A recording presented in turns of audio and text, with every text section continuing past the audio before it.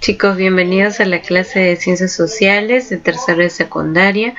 Bueno, empezamos con nuestra sesión número 15, ¿no? Siempre recordarles, pues, que no deben olvidar las medidas de los protocolos, ¿no? Las medidas de emergencia, ¿no? Que se debe tomar ante esta situación que nos encontramos, ¿no? Muy bien. Bueno, es importante recordarles, ¿no? Que deben acomodarse en el espacio de su casa, ¿no? Para realizar con tranquilidad todas sus actividades. También tener disposición para poder leer, ¿no? También tener a la mano lápiz y papel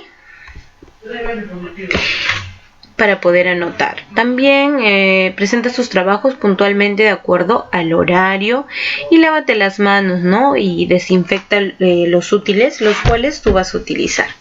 Muy bien, ahora sí podemos iniciar. Nuestro tema de hoy es muy bonito y está relacionado con nuestro tema de la semana pasada, ¿no? Que lo hemos realizado, que ha sido del virreinato, pero hemos hablado del virreinato acerca de la introducción a este virreinato, ¿no? ¿Cómo fue que esta corona española se introdujo, ¿no? Nuestra competencia va a ser construir interpretaciones históricas. Con su capacidad elabora explicaciones históricas reconociendo, pues, la relevancia de determinados procesos. Y nuestro propósito que vamos a hacer o qué es lo que haremos es explicar pues cómo influyó la doctrina mercantilista en la economía de nuestro virreinato del Perú. Antes de eso tenemos que nosotros recordar qué es el mercantilismo, ¿no? Muchos de nosotros de repente todavía no tenemos muy claro ese concepto. Pues el mercantilismo es un modelo económico que sostenía la riqueza de una nación, la cual se basaba en la acumulación de los metales preciosos, como pueden ser como el oro y la plata, ¿no? Donde los que tenían el control era el Estado, ¿no? El Estado tenía el control sobre las industrias, sobre el comercio, para así pues poder lograr una exportación a gran magnitud o que estas exportaciones sean mayores, ¿no? Y bueno, este modelo estuvo vigente pues en Europa durante los siglos XVI y los siglos XVII. Ahora, durante el periodo colonial, pues la economía se rigió en los principios del mercantilismo, ¿no? Es decir, acumulación pues de estos metales preciosos, y por ello pues la corona española impulsó la explotación de metales preciosos y también de materia prima, ¿no? Y bueno, estos compraban los productos y bueno, esos productos eran manufacturados. ¿Por qué? Porque eran trabajados por personas en un determinado territorio.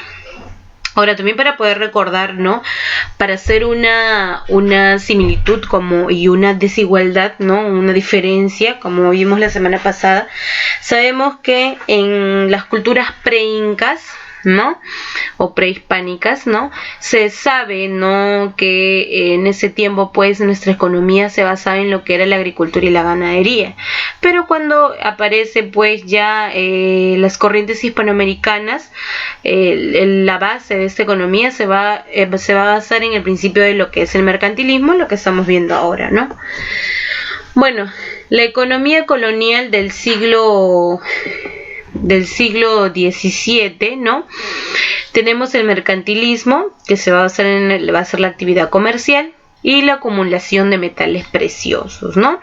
Bueno, lo que va a conllevar a este mercantilismo es un monopolio comercial que fue exclusivamente un comercio para España y sus colonias, ¿no?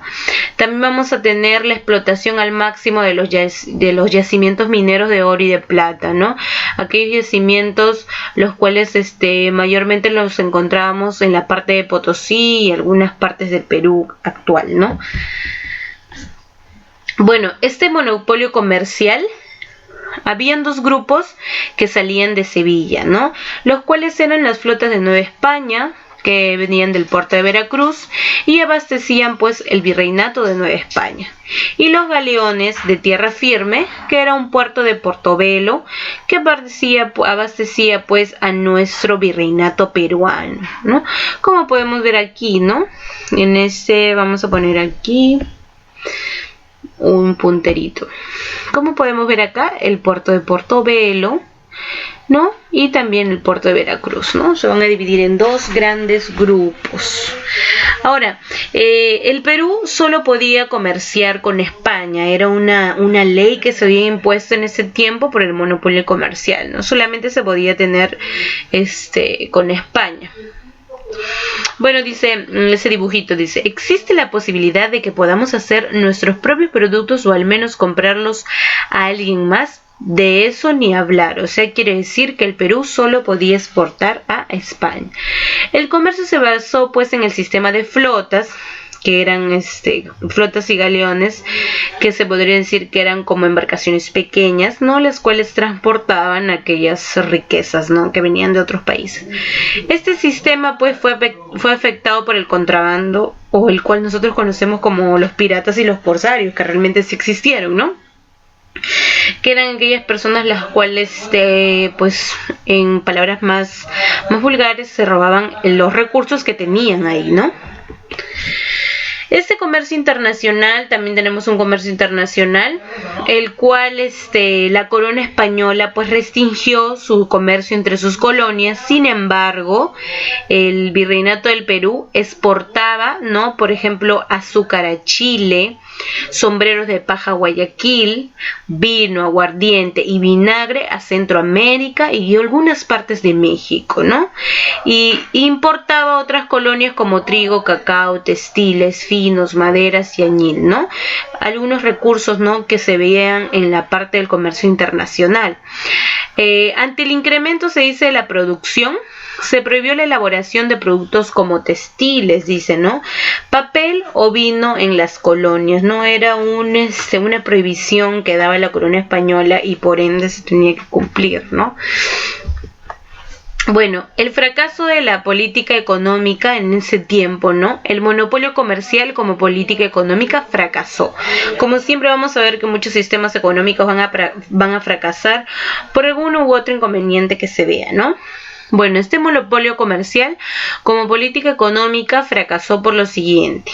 Dice, España no abastecía regularmente a sus colonias mercancías y la producción manufacturera española era pequeña, por lo que la metrópoli, o sea, España, tenía que adquirir el resto de Europa los productos que requerían sus colonias, ¿no? Como sabemos, como dice ahí, ¿no?